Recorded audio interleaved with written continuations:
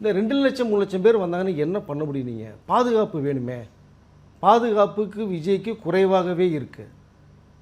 கரூர் மாதிரி மீண்டும் ஒரு சம்பவம் நடந்தால் என்ன பண்ணுறது நமக்கு? அங்கே முதன்மை விஜய் தானே. இப்போ இதுக்கே விஜய்ங்கிறீங்க.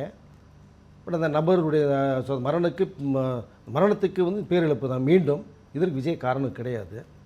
வருகிறவர்களுக்கு ரொம்ப பாதுகாப்பாக வந்துட்டு போகணும். முன்னில் அந்த குடும்பத்தை விஜய் தத்தெடுத்துக்க ஒரு தகவல் வந்திருக்கு. நமக்கு தான் வேண்டியதை செய்வார், அதெல்லாம் ஓகே. பட் மக்கள் சந்திப்பு பண்ணுறதுக்கான அந்த ஏற்பாடுகள் பண்ணால் கூட அந்த இடம் கிடைக்க மாட்டேங்குது. பாதுகாப்பு பலப்படுத்தணும், அது விஜய்க்கு கிடைக்கல.